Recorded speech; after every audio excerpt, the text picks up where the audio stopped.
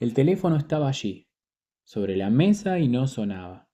Vamos, pensó mirándolo, mientras colocaba las solicitudes para el curso junto a la IBM Selectric, propiedad del departamento.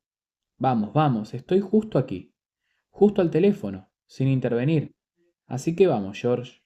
Llama, ponte en contacto, cuéntame la novedad. Pero el teléfono siguió mudo sobre la mesa. Se encontró mirando un archivador completamente vacío, con la mente absorta en Stark. Había sacado todas las carpetas, no solo la referente a los estudiantes avanzados e interesados en el curso de literatura creativa. Ahora tenía mezcladas todas las solicitudes, incluso las de quien querían cursar gramática generativa, que era la Biblia, según Noam Chomsky, en versión de aquel diácono de la pipa apagada, Rowley de Leps. Tad fue hasta la puerta y abrió. Harrison y Manchester estaban de pie ante la puerta de la sala de sus profesores, tomando café. En sus manzanas, los tazones parecían tacitas de café. Tad levantó la mano. Harrison alzó la suya en correspondencia y le preguntó si tardaría mucho. 5 minutos, respondió Tad, y los dos policías asintieron. Volvió al escritorio, separó las solicitudes, las colocó en sus respectivas carpetas y empezó a guardarlas en el archivador, con la mayor parsimonia posible, para que el teléfono tuviera tiempo de sonar. Pero el aparato siguió mudo. Oyó sonar otro teléfono en algún despacho del pasillo, amortiguado tras una puerta cerrada. El sonido resultaba casi fantasmal en el desacostumbrado silencio estival del edificio. Tal vez George se ha equivocado de número, pensó, y soltó una breve carcajada. Lo cierto era que George no iba a llamar. Lo cierto era que él, Tad, se había equivocado. Al parecer George iba a sacarse algún truco de la manga. ¿Cómo podía sorprenderle tal cosa? Los trucos eran la especialidad de la casa de George Stark. Sin embargo, había estado tan seguro, tan condenadamente seguro. ¿Tadeus? Tad dio un respingo y estuvo a punto de desparramar por el suelo el contenido de la última media docena de carpetas. Cuando se aseguró de que no le iban a caer de las manos, se dio media vuelta y vio a Rowley de Lesp ante la puerta del despacho. Su gran pipa amarilla le sobresalía del rostro como un periscopio horizontal. Lo siento, dijo Tad. Me has dado un buen susto, Rowley. Tenía la cabeza a 10.000 kilómetros de aquí. Alguien te llama por mi línea, respondió Rowley afable. Debe de haberse equivocado al marcar. Es una suerte que me haya encontrado en el despacho. Tad notó que el corazón empezaba a latirle con golpes lentos y poderosos, como si dentro de su pecho tuviera un tambor y alguien hubiera empezado a redoblarlo con mesurada y poderosa energía. Sí, es una gran suerte, asintió. Rowley lo estudió con la mirada. Los ojos azules bajo aquellos párpados hinchados y algo enrojecidos eran tan vivaces e inquisitivos que casi resultaban groseros. Y desde luego no concordaban con su aspecto de profesor despistado, jovial y torpe. ¿Todo va bien, Tadeus? No, Rowley. Últimamente hay un asesino loco que anda suelto, y que en parte soy yo mismo. Un tipo que al parecer puede adueñarse de mi cuerpo y obligarlo a hacer cosas curiosas, como clavarme un lápiz en mi propia mano. Cada día que termina y sigo cuerdo, lo considero una victoria, Rowley. La realidad está dislocada, amigo mío. ¿Bien? ¿Por qué no iba a estar todo bien? Respondió. Me parece detectar el ligero pero inconfundible aroma férrico de la ironía, Tad. Te equivocas. ¿De veras? Entonces, ¿por qué pareces un ciervo sorprendido por la luz de los faros? Rowley, y el tipo con el que acabo de hablar tiene una voz de un vendedor al que uno le compraría lo que fuera por teléfono, con tal de asegurarse de que nunca acudiera a visitarlo en persona. No sucede nada, Rowley. Está bien. Rowley no parecía muy convencido. Tad salió del despacho y se dirigió al de su colega. ¿A dónde va usted?, preguntó Harrison a su espalda. Rowley tiene una llamada para mí en su teléfono, explicó. Los números de extensión van seguidos y el tipo debe haberse equivocado al marcar. ¿Irá precisamente con el otro único miembro de la facultad que está hoy aquí? Se admiró el policía con voz escéptica. Tad se encogió de hombros y continuó andando. El despacho de Rowley de Lesp Era agradable, lleno de desorden y aún impregnado por el olor de la pipa. Al parecer, 2 años largos de abstinencia no contrarrestaban unos 30 de complacencia. Dominaba la estancia una diana de dardos, en cuyo centro estaba colgada la fotografía de Ronald Reagan.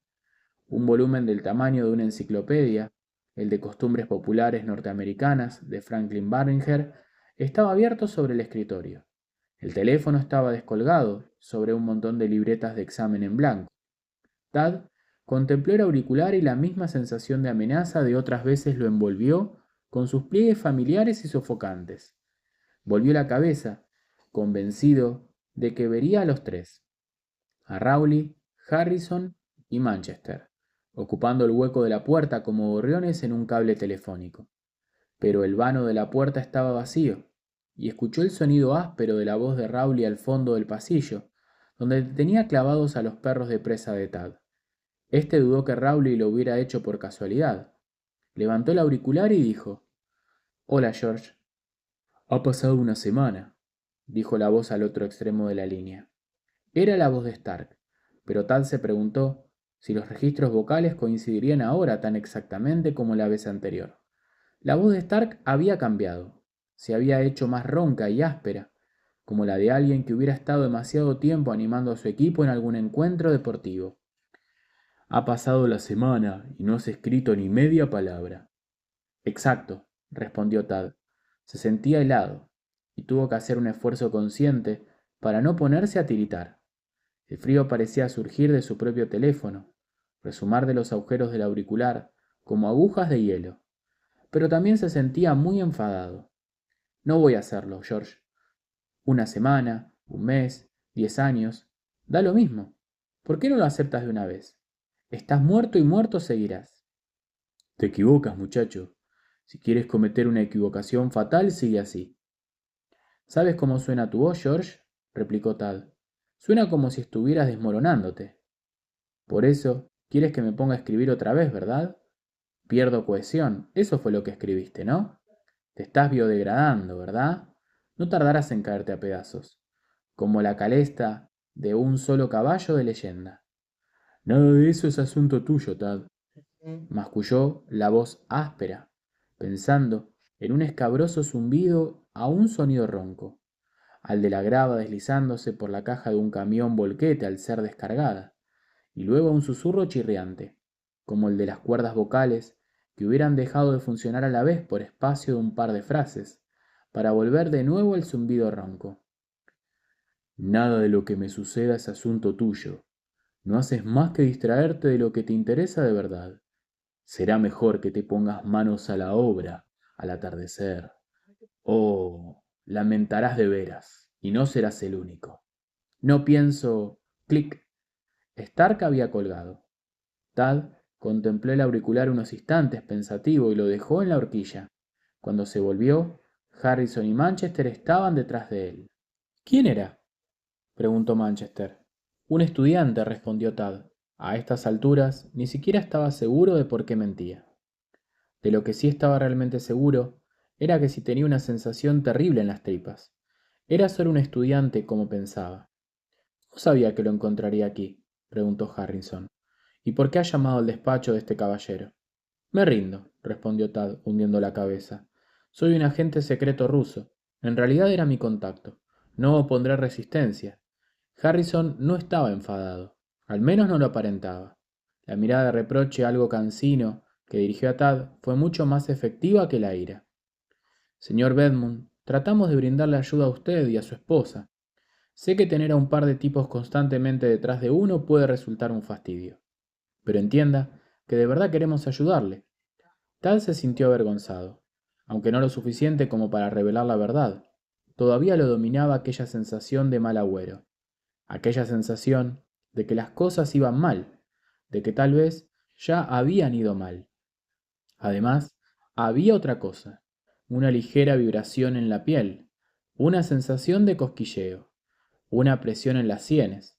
No eran los gorriones, al menos no lo creía.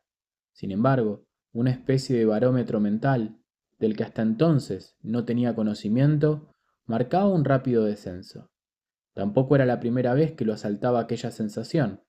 Ya había experimentado algo similar, aunque no tan intenso, cuando se dirigía a la tienda de Dave 8 días atrás, y había vuelto a sentirlo un rato antes, en el despacho, mientras revolvía las carpetas. Era una sensación insidiosa, inquietante. Es Stark. De alguna manera está contigo dentro de ti. Está al acecho. Si dices lo que no debes, él lo sabrá. Entonces, alguien sufrirá. Lo lamento, respondió el policía. Advirtió que Rowley de Leslie se había acercado por detrás a los dos policías y lo miraba con ojos tranquilos y curiosos. Tad se dijo que ahora tendría que empezar a mentir, que las palabras le vendrían a los labios con tal naturalidad y fluidez que a su entender podría haber sido el propio George Stark quien se las dictara. No estaba totalmente seguro de que Rowley le siguiera la corriente, pero ya era un poco tarde para preocuparse por ello. Estoy irritable, eso es todo. Muy comprensible, lo tranquilizó Harrison. Solo quiero que se dé cuenta de que no somos sus enemigos, señor Bedmont. Ese estudiante que ha llamado, explicó Tad, sabía que me encontraría, porque nos ha visto llegar con los coches cuando salía de la librería. Solo quería preguntarme si iba a impartir algún curso este verano. El registro telefónico de la universidad está dividido por departamentos, y los miembros de cada uno de ellos aparecen en la lista por orden alfabético, en letra muy pequeña, como lo puede atestiguar cualquiera que haya intentado utilizarlo. Realmente es un libro muy incómodo, asintió Rowley desde detrás de la pipa. Los dos policías se volvieron un momento a mirarlo, sorprendidos.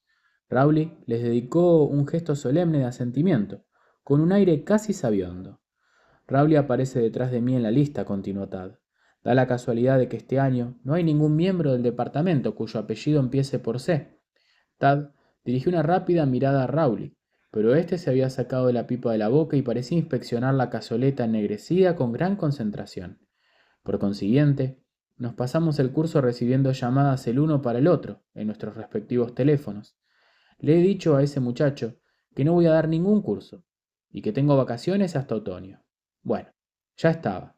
Tenía la sensación de haberse excedido un poco con las explicaciones, pero lo que importaba realmente era cuándo habían llegado Harrison y Manchester a la puerta del despacho de Rowley y qué parte de la conversación habían oído.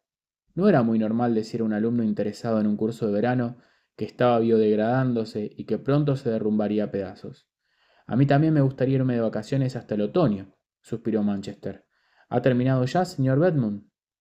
Tad exhaló un suspiro de alivio y respondió. Solo me queda devolver a su sitio las carpetas que no necesito. Y una nota. Tienes que escribir una nota a la secretaria. Y tengo que escribir una nota para la señora Fenton, se oyó decir. Ignoraba por qué decía aquello. Solo sabía que debía hacerlo. Es la secretaria del departamento de lengua. ¿Nos da tiempo para tomar otra taza de café?, preguntó Manchester.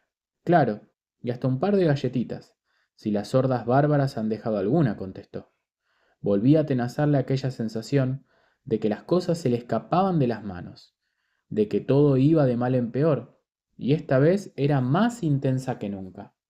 Dejaría una nota para la señora Fenton. Aquella sí que era buena. Rowley debía de estar riéndose a gusto tras la pipa.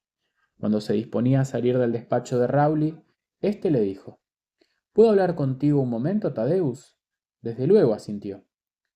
Deseo pedirles a Harrison y a Manchester que los dejaran a solas, que no le pasaría nada, pero comprendió de mala gana que no era la frase más oportuna cuando se deseaba no levantar suspicacias.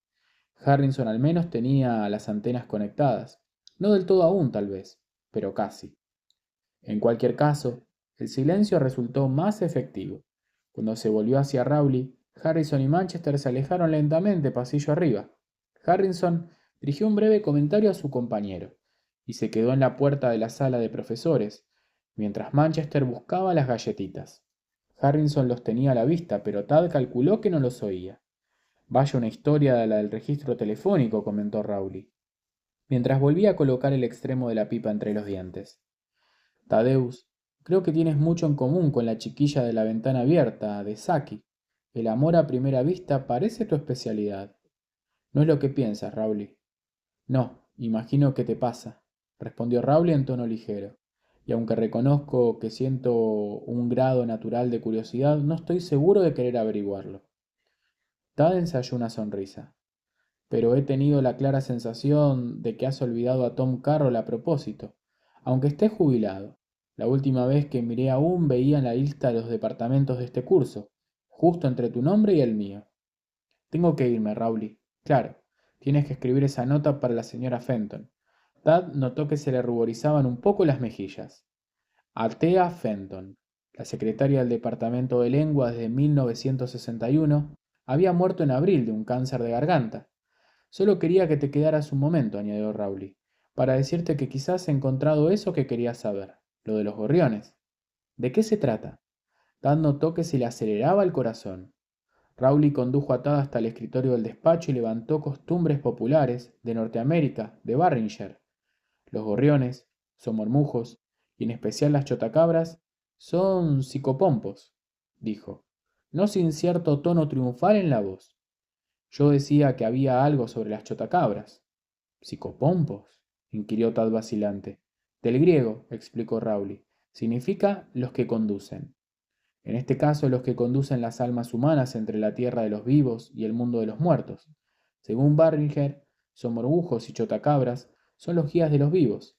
Se dice que se reúnen cerca de donde se está produciendo una muerte. No son pájaros de mal agüero. Su tarea consiste en conducir a las almas recién muertas a un lugar en otra vida. Miró a los ojos a Tad y continuó. Las asambleas de gorriones son bastante más siniestras, al menos según Barringer. Estos pájaros tienen fama de guías de los muertos.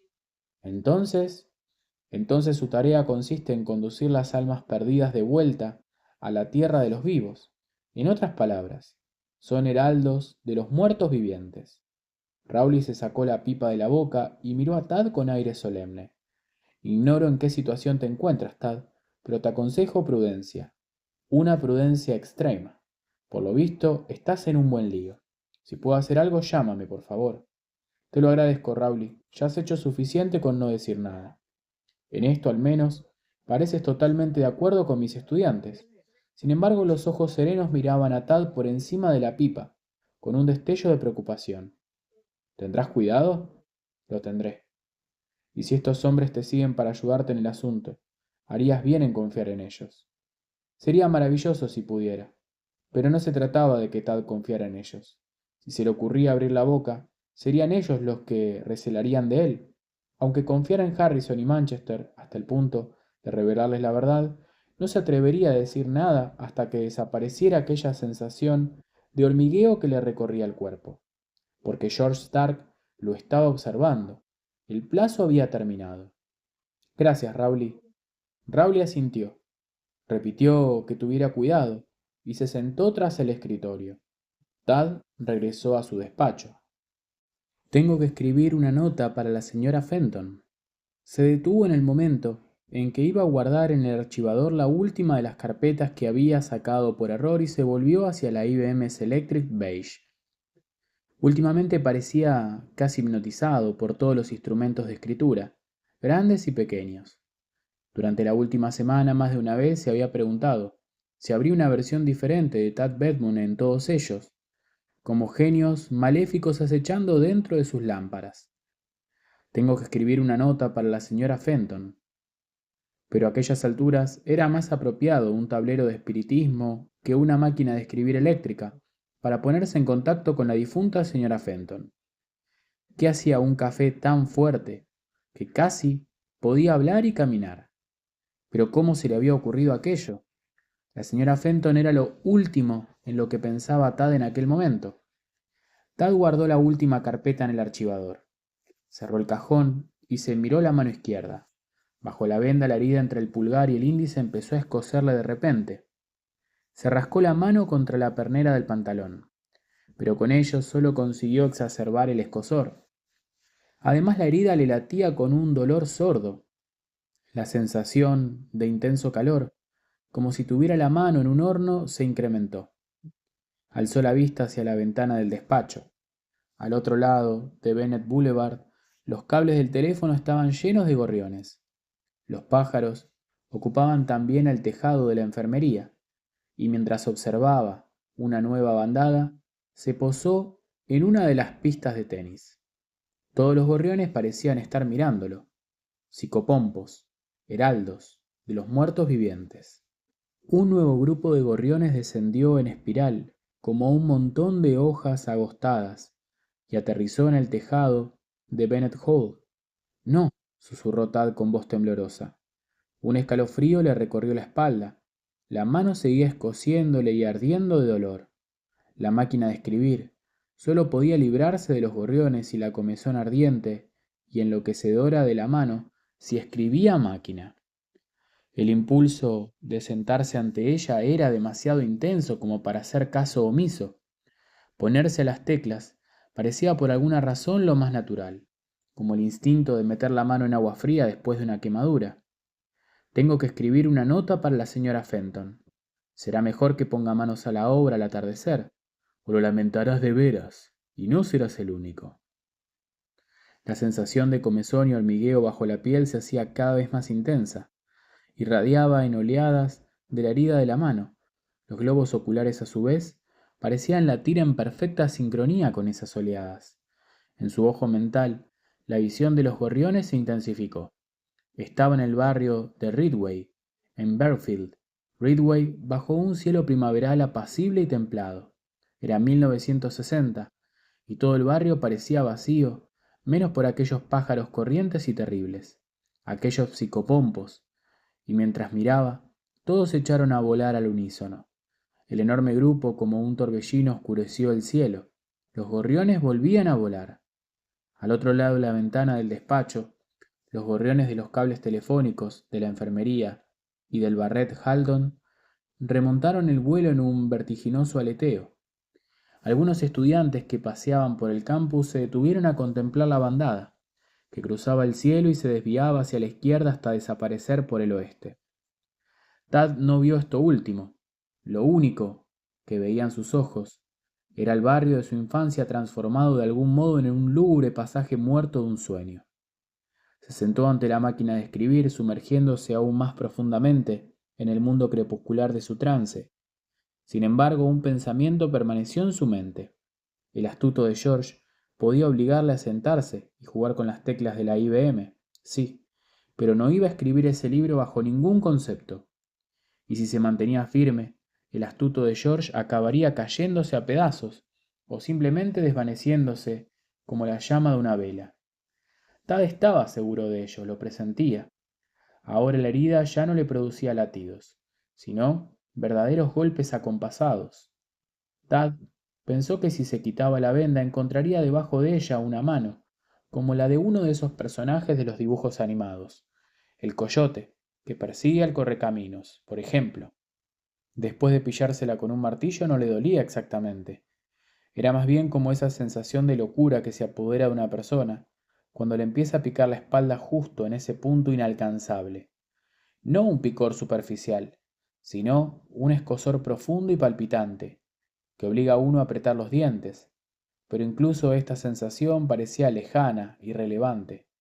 Tad tomó asiento ante la máquina de escribir.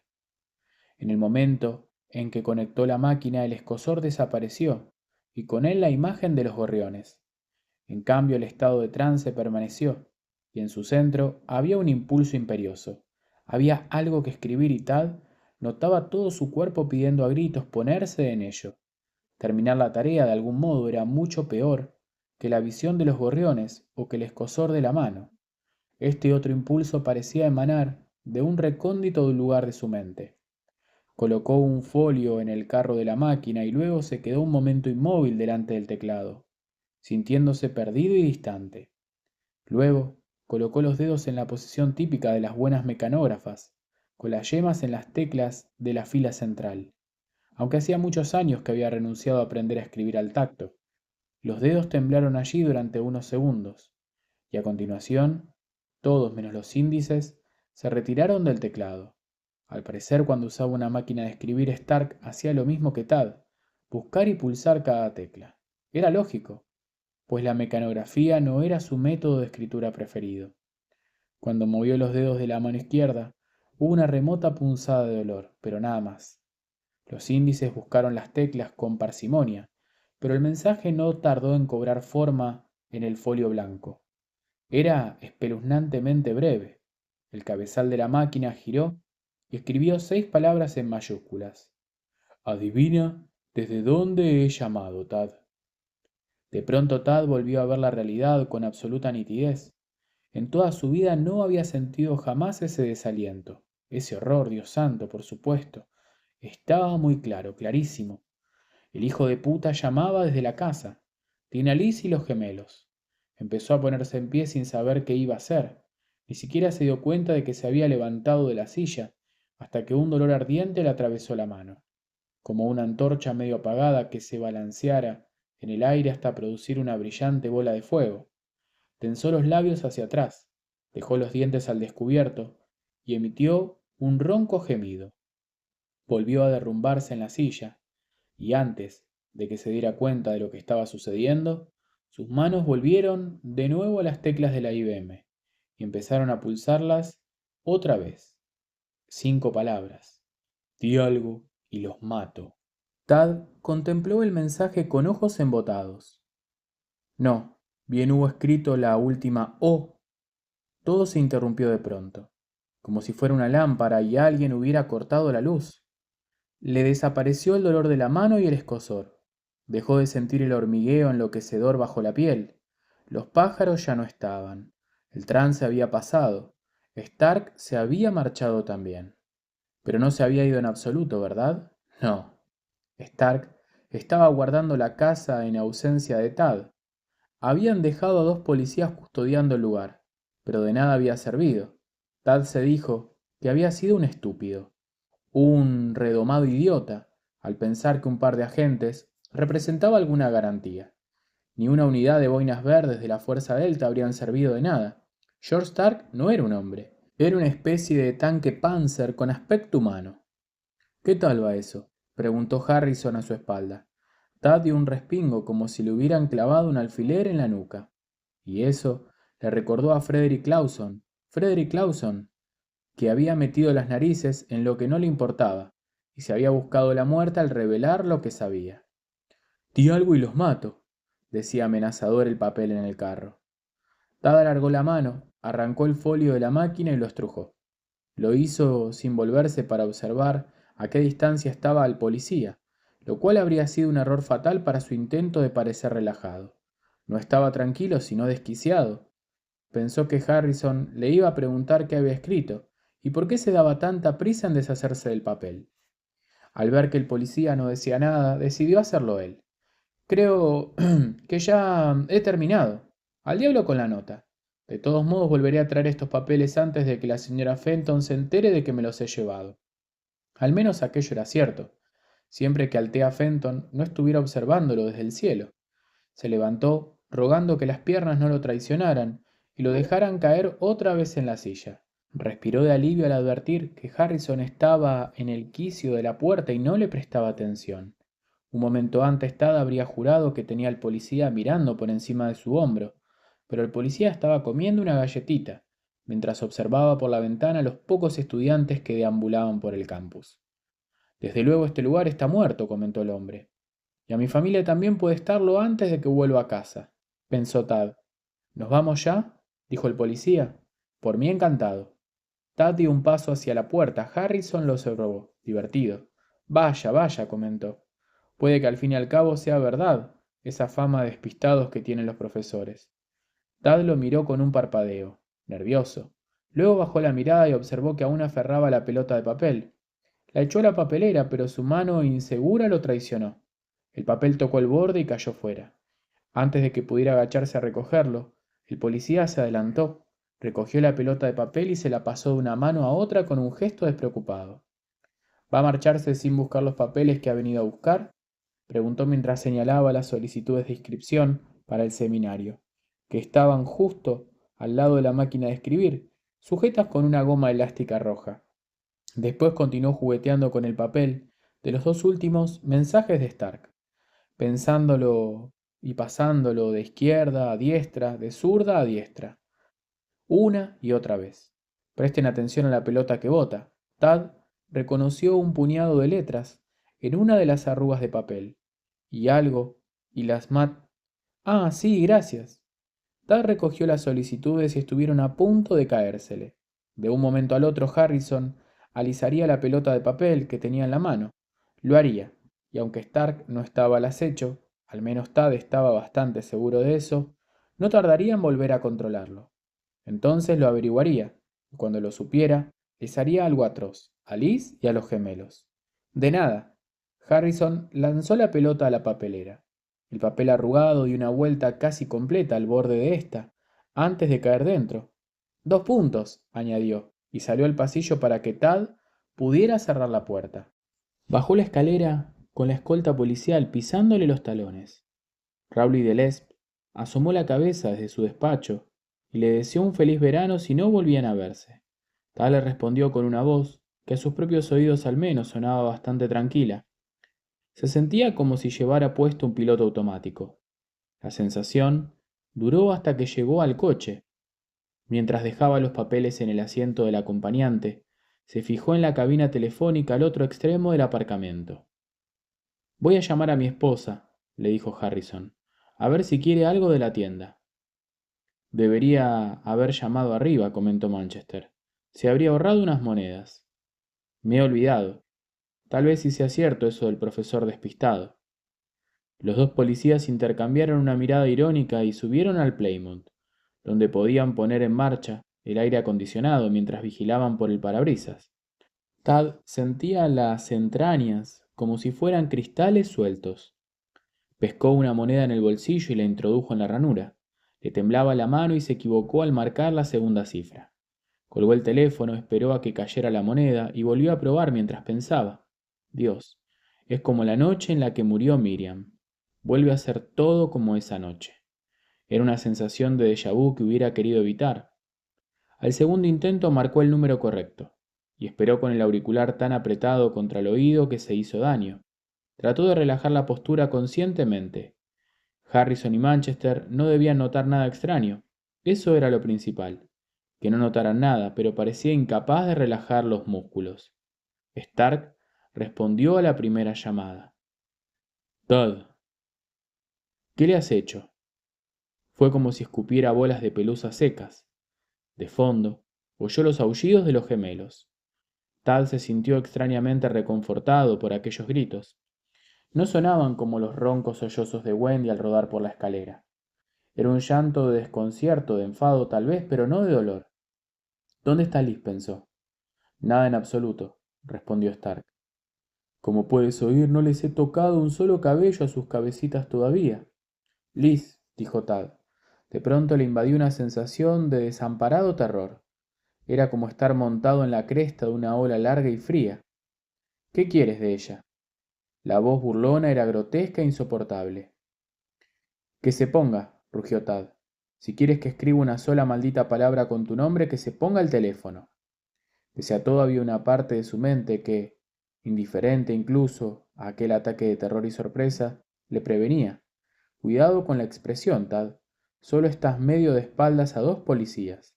Nadie habla a los gritos por teléfono cuando llama a su esposa para preguntarle si necesita que le llevemos unos huevos.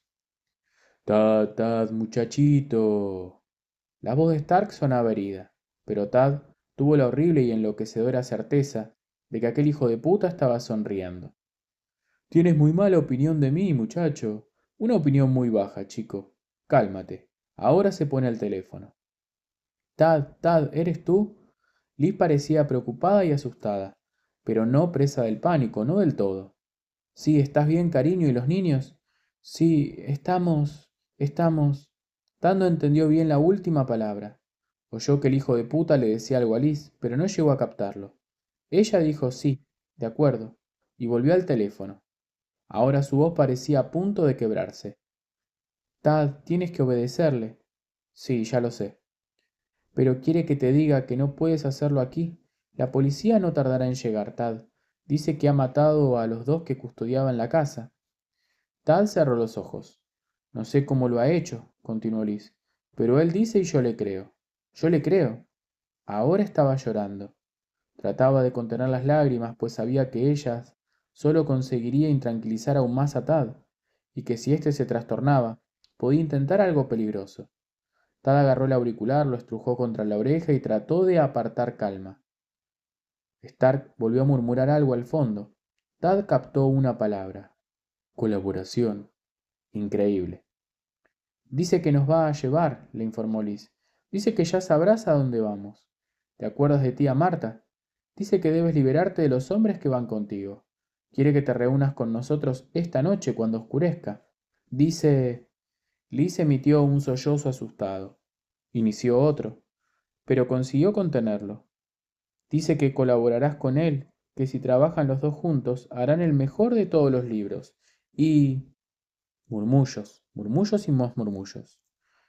Ah, Tad deseó hundir los dedos en el cuello del perverso de George Stark y apretar hasta que le atravesara la piel y le destrozara la garganta el muy hijo de puta. Dice que Alexis Máquina ha resurgido entre los muertos más grande que nunca. Luego con voz chillona, por favor, Tad, haz lo que dice. Tiene armas y tiene un soplete pequeño. Dice que si intentas algo raro... Liz, por favor, Tad, haz lo que te pide. Su voz se desvaneció cuando Stark le arrancó el teléfono de las manos. Dime una cosa, Tad, murmuró Stark, y ahora su voz no tenía nada de burlona. Sonaba mortalmente seria. Dime una cosa y más vale que seas sincero, amigo, o ellos lo pagarán, ¿me comprendes? Sí. Seguro porque tu mujer decía en serio lo del soplete. Sí, sí, maldita sea. Entonces dime, ¿qué quería decir con eso de si te acordabas de tía Marta? ¿Qué coño significa eso? ¿Era una especie de clave, Tad? No estarás tramando algo, ¿verdad? De pronto Tad vio la vida de su esposa y sus hijos pendiente de un delgado y único hilo. No era ninguna metáfora, sino que podía verlo. El hilo era de una seda finísima, azulada, como el cielo, apenas visible en medio de toda la eternidad, ahora que todo dependía de dos cosas, de lo que él dijera y de lo que George Stark creyese. ¿Está desconectado el equipo de grabación telefónica? Naturalmente, respondió Stark. ¿Por qué me tomas, Tad? ¿Lo sabía Liz cuando se ha puesto al aparato? Tras una breve pausa, Stark respondió. No tenía más que mirar, los cables están ahí en el suelo. Está bien, pero lo hizo. Lo he visto, los ha visto ella antes de hablar. Déjate de rodeos, Tad. Liz acaba de decirme a dónde piensa llevarlo sin mencionar nombres, explicó Tad, esforzándose por hablar en un tono paciente aleccionador, paciente pero un tanto condescendiente. No estaba seguro de si lo conseguiría o no, pero supuso que George se lo haría saber muy pronto. Se refería a la casa de verano, la casa de Castle Rock. Marta Telford es tía de Liz. No nos cae bien, y cada vez que nos llamaba anunciando que nos visitaría Liz y yo, imaginábamos que salíamos huyendo a Castle Rock y nos esconderíamos en casa de verano hasta que la tía Marta se muriera.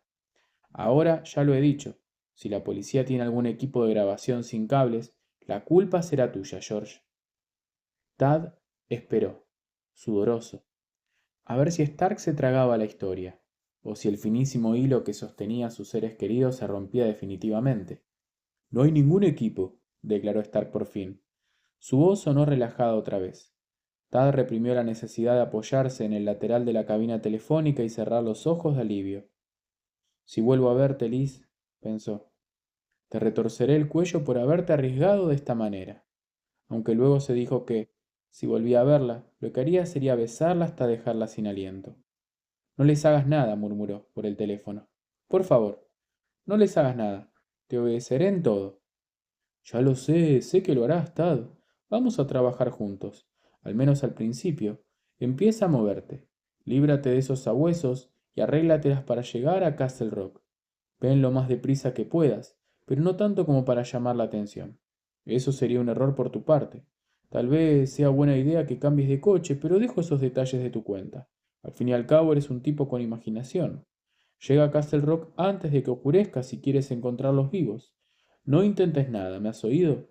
No intentes ninguna jugarreta, o te pesará. No, no intentaré nada. Muy bien. Te creo, muchacho. Debes seguir el juego. Si lo estropeas, lo único que encontrarás cuando llegues aquí serán 3 cuerpos y una cinta de tu esposa maldiciendo tu nombre antes de morir. Se escuchó un clic. La comunicación se había cortado. Cuando volvió hacia el Suburban, Manchester bajó el cristal de la ventanilla del Plymouth y le preguntó si estaba todo en orden en la casa. Tad advirtió en la mirada de la gente que no se trataba de una pregunta retórica. Sin duda el hombre había notado algo en su expresión, pero esto no preocupó mucho a Tad, que se creyó capaz de afrontar el asunto. Al fin y al cabo, él era un tipo con imaginación, y su mente parecía funcionar ahora a una silenciosa y aterradora velocidad, como ese tren bala japonés. De nuevo se presentaba el dilema: mentir o decir la verdad. Como las veces anteriores, en realidad no había alternativa. Todo anda bien, respondió. Su voz sonaba natural y relajada. Los niños están insoportables y ponen nerviosa a Liz. Alzó un poco más la voz y añadió: ustedes también han estado muy nerviosos desde que dejamos la casa. ¿Acaso ha sucedido algo que debería saber? Pese a lo desesperado de la situación, aún conservaba la suficiente conciencia como para sentirse un poco culpable al preguntar aquello. Algo estaba sucediendo, desde luego, pero era él quien lo sabía y se lo había callado. No, respondió Harrison, desde el asiento del conductor, inclinándose hacia adelante para hablar por la ventanilla de su compañero. No podemos establecer contacto con Sherton y Eddins, eso es todo. Deben de haber entrado en la casa. Liz me ha comentado que acababa de preparar un poco de té con hielo, asintió Tad, mintiendo frívolamente. Ahí lo tiene, añadió Harrison con una sonrisa. Tad sintió otra punzada de culpabilidad, más fuerte esta vez. Tal vez quede un poco cuando lleguemos, ¿eh? Todo es posible. Tad cerró la portezuela del Suburban y colocó la llave en el contacto con una mano tan insensible como un bloque de madera. En su mente giraban las preguntas, bailando una danza enrevesada y no especialmente airosa. ¿Habrían salido ya hacia Castle Rock, Stark y su familia? Eso esperaba. Quería que llevaran una buena ventaja para cuando la radio de la policía emitiera la noticia del secuestro. Si iban en el coche de Liz y alguien los veía, o si aún estaban en Ludlow, la situación podía ser peligrosa, mortalmente peligrosa. Resultaba irónico desear que Stark escapara sano y salvo. Se dijo, pero esa era exactamente la situación en la que se encontraba. Pero hablando de escapar, ¿cómo iba él a deshacerse de Harrison y Manchester? He ahí otra buena pregunta. Desde luego ni hablar de dejarlos atrás con el Suburban. El Plymouth de los agentes parecía un trasto viejo con pintura cubierta de polvo y las llantas gastadas, pero el áspero rugido del motor revelaba el correcaminos que llevaba bajo el capó. Pensó que tal vez podría despistarlos. Ya tenía cierta idea de cómo y a dónde intentarlo, pero cómo evitaría luego que lo descubrieran en los casi 250 kilómetros que debía recorrer hasta Castle Rock. No tenía ni la más remota idea. Solo sabía que debía hacerlo de un modo u otro. ¿Te acuerdas de Marta? Había mentido a Stark sobre el significado de la frase. Stark se lo había tragado. Así pues, el dominio del cerdo asesino sobre su mente no era completo. Marta Telford era la tía de Liz, en efecto, y los dos se habían reído, casi siempre en la cama pensando en escapar de ella. Sin embargo, al hacerlo, hablaban de huir a lugares exóticos como Aruba o Tahití, porque tía Marta conocía perfectamente la casa de verano de Castle Rock, donde los había visitado con mucha más frecuencia que en la casa de Ludlow. El lugar favorito de tía Marta Telford en Castle Rock era el vertedero de basura. La mujer era miembro activo de la Asociación Nacional del Rifle y le encantaba disparar a las ratas del vertedero. Si quieres que se vaya, recordó haberle dicho a Liz en cierta ocasión, tendrás que ser tú quien se lo diga. Aquella conversación también tuvo lugar en la cama, casi al final de la interminable visita de la tía Marta en el verano de... ¿O había sido en 1979 o en el 80? No importaba mucho, pensó. Es familia tuya y además tengo miedo de que si se lo digo yo me encañone con ese Winchester. Liz había respondido: no estoy segura de que los lazos de sangre sirvan para cortar el hilo, tía. Tía Marta tiene una mirada que... Y había fingido un escalofrío junto a él. Recordó Tad, para soltar luego una risilla y darle un codazo en las costillas. Vamos, Tad. Dios no está con los cobardes. Plántate ante ella y dile: sal por la puerta, tía Marta. Has matado a tu última rata en el vertedero. Haz las maletas y lárgate. Por supuesto, ninguno de los dos se había dicho nada a la tía Marta, que había seguido con sus expediciones diarias al vertedero, donde había abatido a decenas de ratas, y algunas gaviotas cuando las ratas corrían a esconderse, sospechaba Tad. Por fin, llegó el bendito día en que Tad la acompañó al coche al aeropuerto de Portland y la dejó en el avión rumbo a Albany. Al despedirse la mujer, le había estrechado la mano con su recio gesto varonil, extrañamente desconcertante, como si cerrara un trato, en lugar de despedirse, y le dijo que tal vez les regalaría una nueva visita el año siguiente. Ha sido una batida estupenda, fue su último comentario. He acabado al menos con 6 o 7 docenas de esos pequeños sacos de gérmenes. Tía Marta no había vuelto más, aunque una vez estuvo muy a punto. La inminente visita quedó suspendida gracias a una piadosa invitación de última hora para acudir a Arizona, donde, según le informó a tía Marta por teléfono, aún pagaba una recompensa por coyote cazado. En los años transcurridos desde su último encuentro, acuérdate de tía Marta, se había convertido en una frase secreta entre Liz y él. Significaba que uno de los dos tenía que tomar el rifle del 22 del cobertizo y liquidar a algún invitado especialmente molesto. Al igual que tía Marta, había acabado con las ratas del basurero. Ahora que lo pensaba, Tad creyó recordar que Liz había utilizado la frase en una ocasión durante la sesión fotográfica de la entrevista para la revista People. No se había vuelto hacia él y había comentado: Tad, ¿no te recuerda la tía Marta, esa señorita Meyers? Luego se había tapado la boca y había soltado una risita. Muy divertido, pero esta vez no era ninguna broma. Tampoco se trataba de disparar contra las ratas del vertedero, salvo que lo hubiera interpretado mal.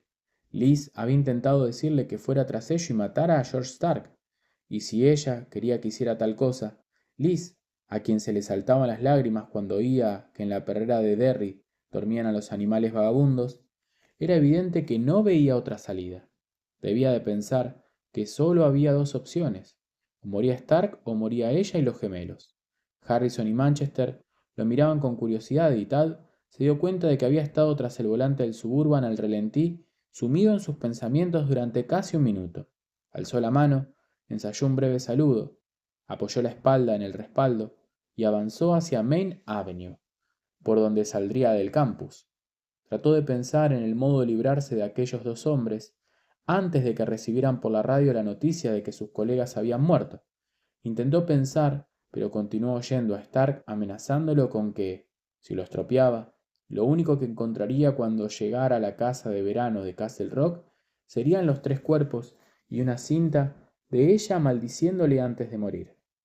Continuó viendo a Marta Telford apuntando el Winchester de un calibre mucho mayor que el 22 del rifle que guardaba en el cobertizo de herramientas de la casa de verano, apuntando a las ratas rechonchas que se escurrían entre los montones de desperdicios en lenta combustión y entre las llamas esporádicas.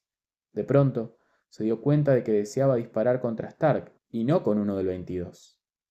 El asunto de George merecía algo mucho mejor. Un obús sería lo más indicado.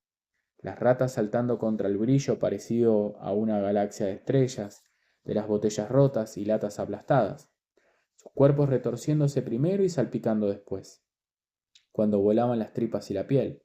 Sí, sería estupendo ver a George Stark en una situación parecida. Agarraba el volante con demasiada fuerza y la mano herida le dolía. De hecho, parecía gemir hasta lo más hondo de los huesos y las articulaciones.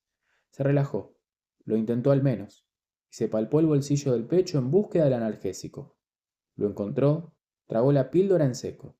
Empezó a pensar en el cruce de la zona escolar de Bici, la que tenía la señal de stop en las 4 esquinas. También empezó a pensar en lo que había dicho Rowley de Les, psicopompos. Los había llamado Rowley, heraldos de los muertos vivientes. Capítulo 21. Stark asume el mando. No tuvo ningún problema en proyectar lo que quería y cómo quería hacerlo, aunque en realidad nunca había estado en Ludlow. Sin embargo, lo había visitado a menudo en sueños. Sacó de la carretera el desvencijado Honda Civic robado y aparcó en una zona de descanso a un par de kilómetros de la casa de los Bedmont. Tad se había marchado a la universidad y eso era estupendo. A veces le resultaba imposible saber qué estaba haciendo pensando Tad, aunque casi siempre captaba el olor de sus emociones y Tad se ponía nervioso. Si le costaba mucho esfuerzo entrar en contacto con él, Stark solo tenía que empezar a manosear uno de los lápices Verol que había comprado en la papelería de Houston Street. Eso le ayudaba. Pero esta vez sería fácil. Sería fácil porque no importaba lo que les hubiera dicho a sus perros de presa, Tad había ido a la universidad por una única razón, porque se había terminado el plazo y pensaba que Stark trataría de ponerse en contacto con él. Eso mismo se proponía Stark, sí señor. Solo que no proyectaba hacerlo como Tad esperaba. Desde luego lo haría desde un lugar en que Tad no esperaba. Era casi mediodía. Había alguna gente de picnic en el área de descanso, pero estaban en las mesas de la zona de césped o cerca de las pequeñas barbacoas de piedra junto al río. Nadie vio a Stark cuando bajó del Civic y se alejó del lugar. Era un tanto a favor de George, porque si lo hubieran visto, seguro que lo habrían recordado. Recordado sí, podido describir no. Stark cruzó el espacio asfaltado y enfiló a pie por la carretera que conducía a la casa de los Bedmont. Su aspecto recordaba mucho al hombre invisible de H. G. Wells. Un ancho vendaje le tapaba la frente, desde las cejas hasta el cuero cabelludo. Otra venda le ocultaba el mentón y la mandíbula inferior. Llevaba la cabeza cubierta con una gorra de béisbol de los Yankees de Nueva York y los ojos protegidos tras unas gafas de sol. Vestía una chaqueta deportiva, acolchada, y llevaba guantes negros. Las vendas estaban manchadas de una sustancia amarilla, purulenta, que rezumaba constantemente a través de la tela, como unas lágrimas viscosas. Aquel líquido amarillento también se escurría tras las gafas de sol Frost Grand. De vez en cuando se sacaba las mejillas con los guantes, que eran de clara imitación de cabritilla. Las palmas y los dedos de los guantes estaban pegajosos a causa de la sustancia purulenta medio seca. Debajo de las vendas, gran parte de la piel había desaparecido, y lo que quedaba no era precisamente carne humana. Era al contrario, un elemento oscuro y esponjoso que se licuaba casi constantemente, una secreción que parecía pus, pero despedía un hedor siniestro y desagradable, como una mezcla de café fuerte y tinta china. Avanzó con la cabeza un poco inclinada hacia adelante. Los ocupantes de los escasos coches que se cruzaban con él solo veían a un tipo con una gorra de béisbol que bajaba la cara para evitar la luz y llevaba las manos metidas en los bolsillos.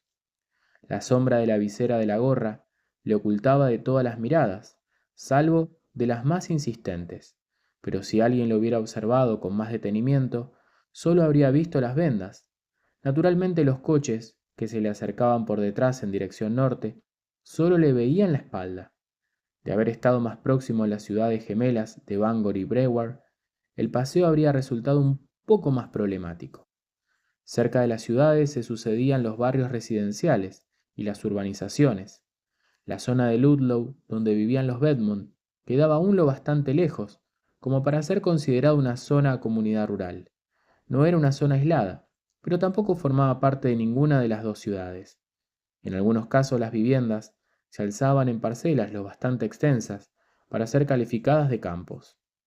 Las parcelas no estaban separadas mediante setos, esos avatares de la intimidad urbana, sino por estrechas hileras de árboles y en ocasiones sinuosos muros de piedra. Aquí y allá, una antena parabólica asomaba en el horizonte con aire siniestro, como si fuera un puesto avanzado de alguna invasión marciana. Stark subió la cuesta hasta dejar atrás la casa de los Clark. La de Tad era la siguiente. Atajó por la esquina del terreno de los Clark, cuyo jardín delantero tenía más seno que césped. Dirigió una mirada hacia la casa. Las persianas estaban bajadas para evitar el calor y la puerta del garaje estaba bien cerrada. La casa de los Clark parecía algo más que estar momentáneamente vacía. Tenía el aire solitario de las casas que llevan desocupadas cierto tiempo.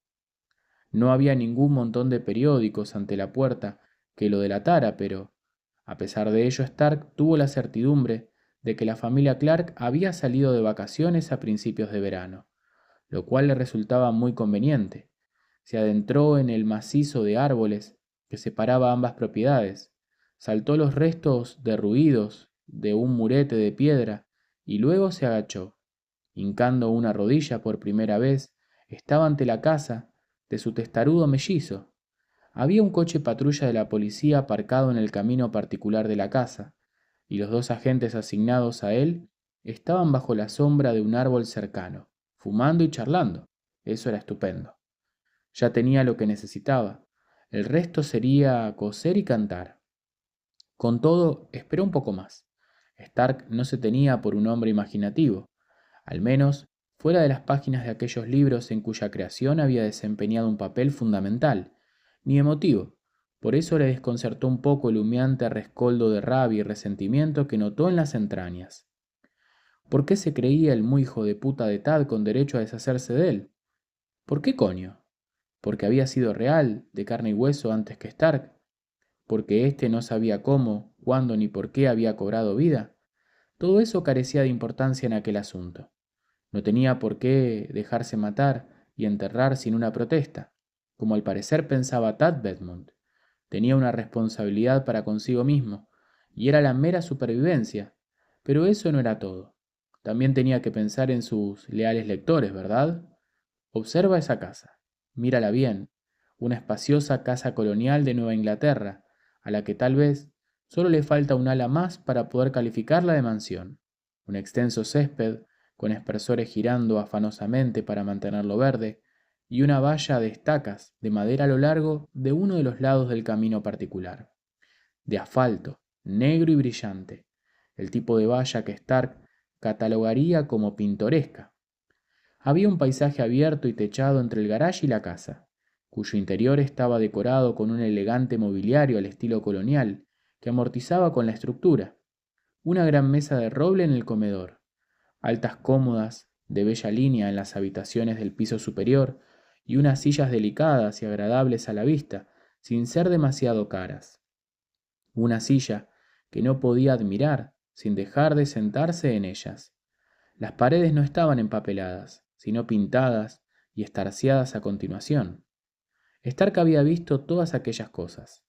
Las había visto en los sueños que Bedmont ni siquiera había sabido que tenía mientras escribía como George Stark.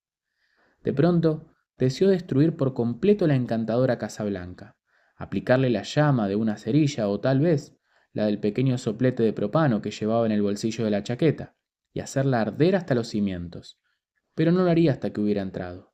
No lo haría hasta que hubiera destrozado el mobiliario, hasta que se hubiera cagado en la alfombra del salón y hubiera esparcido los excrementos por aquellas paredes minuciosamente estorcidas, en escatológicos grumos marrones.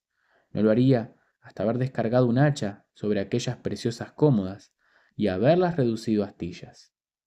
¿Qué derecho tenía Bedmont a tener hijos? ¿A tener una mujer hermosa? ¿Qué derecho tenía Tad Bedmont a vivir a plena luz y ser feliz mientras su hermano oscuro, que le había hecho rico y famoso, cuando de no ser por él habría vivido en la pobreza y habría muerto en el anonimato, moría en la oscuridad de un callejón como un perro vagabundo y enfermo? Ninguno, por supuesto, ningún derecho. Solo que Bedmont había creído tenerlo aquella noche, y aún seguía, a pesar de todo, convencido de tenerlo. Pero lo ficticio, lo que no era real, era ese convencimiento y no la figura de George Stark de Oxford, Mississippi. Ha llegado la hora de tu primera gran lección, muchacho, murmuró Stark bajo los árboles. Buscó los imperdibles que le sujetaban la venda de la frente, los desprendió y se los guardó en el bolsillo para más adelante. Después empezó a quitarse la venda, cuyas sucesivas capas iban apareciendo más y más impregnadas de aquella sustancia conforme se acercaban a su extraña carne. Será algo que no olvidará jamás, maldito, te lo garantizo. No fue más que una variante del truco del bastón blanco que había utilizado con los policías de Nueva York, pero a Stark le pareció lo más adecuado, pues era firme partidario de la idea de que, si se hallaba un buen golpe de efecto, había que seguir usándolo hasta exprimirle todo el jugo. En cualquier caso, los dos policías no representarían ningún problema si no cometía una torpeza. Así llevaba ya más de una semana de servicio, y con el paso de los días se habrían convencido cada vez más de que el tipo del teléfono hablaba en serio al decir que recogía los bártulos y se marchaba. El único riesgo lo constituía Liz, Si daba la casualidad de que se asomaba a la ventana en el momento en el que se deshacía de los dos agentes, las cosas podían complicarse. Sin embargo, faltaban unos minutos para el mediodía, y ella y los niños estarían echando una siesta o disponiéndose a ello. En cualquier caso, confiaba en que las cosas saldrían bien. De hecho, estaba seguro de ello. El amor encontraría un camino. Charlton levantó la bota para apagar el cigarrillo en la suela. Pensaba que dejar la colilla en el cenicero del coche de un agente de la policía del estado de Maine no arrojaba desperdicios en el camino particular de un contribuyente. Y cuando volvió a alzar la mirada, se encontró con el hombre de la cara despellejada que avanzaba a duras penas hacia él por el camino asfaltado. El hombre agitaba lentamente una mano hacia él, y Jack Eddins en petición de ayuda. La otra mano quedaba oculta tras su espalda y parecía rota. Charlton casi sufrió un ataque cardíaco. «Jack», gritó Eddins, se volvió y quedó boquiabierto. «Ayúdame», gruñó el hombre, de la cara en carne viva. Charlton y Eddins corrieron hacia él. De haber vivido, los dos policías hubieran podido contar a sus colegas que habían creído que el hombre salía de algún accidente automovilístico, o que se había quemado en una explosión de gasolina o querosén, o que se había caído de bruces en una de esas máquinas agrícolas que deciden de vez en cuando devorar o hacer picadillo a su propietario con las cuchillas, balas o crueles radios giratorios. Habrían podido contar a sus colegas cualquier hipótesis, pero, en realidad, en aquel preciso instante, en realidad no pensaron nada en concreto. Sus mentes se habían quedado en blanco debido al horror. El costado izquierdo de la cara del hombre parecía estar hirviendo, como si una vez desprendida la piel, alguien hubiera vertido una potente solución de ácido fénico sobre su carne. Un fluido viscoso, inconcebible, caía entre abultamientos de carne granulada y corría por negras grietas resumando a través de horrendos torrentes. No pensaron en nada, sencillamente reaccionaron. Aquella era la belleza del truco del bastón blanco. «¡Ayúdenme!». Stark tropezó a propósito. Charlton alargó la mano para asir al hombre herido antes de que cayera. Stark enroscó el brazo derecho en torno al cuello del policía y sacó la mano izquierda que había mantenido oculta. En ella guardaba una sorpresa en forma de navaja barbera con cachas de nácar. La hoja brilló febril en el aire cargado de humedad. Stark descargó un golpe y reventó el ojo derecho de Charlton con un audible estallido. El policía gritó y se llevó una mano a la cara. Stark agarró a Charlton por el cabello, le echó la cabeza hacia atrás y le rebanó la garganta de oreja a oreja. La sangre brotó de su cuello musculoso en un grito rojo. No había tardado más de 4 segundos. «¿Qué?», preguntó Eddins en tono de voz ronco y extrañamente estudiado. El agente desprevenido estaba un par de palmos detrás de Charlton y Stark. «¿Qué?». Una de sus manos colgaba junto a la culata del revólver reglamentario, pero una rápida mirada convenció a Stark de que el tipo no tenía más idea de que su mano rozaba el arma, más de que cuál era la población en Mozambique. Los ojos se le salían de las órbitas. No sabía qué estaba viendo, ni quién sangraba. «No, eso no es cierto», pensó Stark. «El tipo cree que soy yo. Estaba ahí y me ha visto cortarle la garganta a su compañero, pero cree que soy yo quien sangra porque me falta media cara, y ni siquiera por eso soy yo quien sangra. Tengo que ser yo, porque él y su compañero son la policía. Son los buenos de la película». «Ten», dijo Stark, «sosténme esto, ¿quieres?». Arrojó el cuerpo agonizante de Charlton encima de su compañero. Edwin soltó un breve grito muy agudo. Trató de apartarse, pero ya era demasiado tarde. El saco de 100 kilos de toro moribundo que era Tom Charlton lo envió tambaleándose contra el coche patrulla. La sangre caliente y fluida bañó el rostro de Eddins, vuelto hacia el cielo, como el agua de una alcachofa de ducha reventada. Aulló y sacudió el cuerpo de Charlton. Este se revolvió lentamente y se agarró a ciegas al coche con sus últimas fuerzas.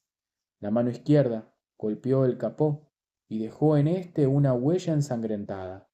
La derecha se asió débilmente a la antena de la radio y la quebró. Cayó en el camino sosteniéndola, delante del único ojo que le quedaba, como un científico, con un espécimen demasiado raro para renunciar a él, ni siquiera en extremis. Edins tuvo una fugaz y borrosa visión del hombre despellejado, mientras se le echaba encima de un salto, y quiso retroceder, pero topó con el coche. Stark asestó un golpe hacia arriba con la navaja, hendiendo la entrepierna del uniforme beige de Edins, partiéndole el saco escrotal y llevando la cuchilla hacia arriba y hacia afuera, en un gesto largo, como si cortara manteca. Los testículos de Edins, súbitamente separados el uno del otro, le quedaron colgando contra la cara interna de los muslos, como dos gruesos nudos al final del ceñido abierto. La sangre le empapó los pantalones en tono a la cremallera. Por un instante Edins notó como si le hubieran metido un puñado de hielo en la entrepierna. Entonces llegó el dolor, caliente y atroz. Soltó un grito. Stark descargó la navaja con perversa rapidez hacia la garganta de Edins, pero éste consiguió de algún modo levantar una mano para protegerse, y al primer golpe solo le abrió la palma por la mitad. Edins trató de escapar hacia la izquierda, y con ello dejó al descubierto el lado derecho del cuello. La cuchilla desnuda, plata pálida bajo la luz brumosa del día, volvió a hendir el aire, y dio esta vez en su objetivo. Edins cayó de rodillas con las manos entre las piernas.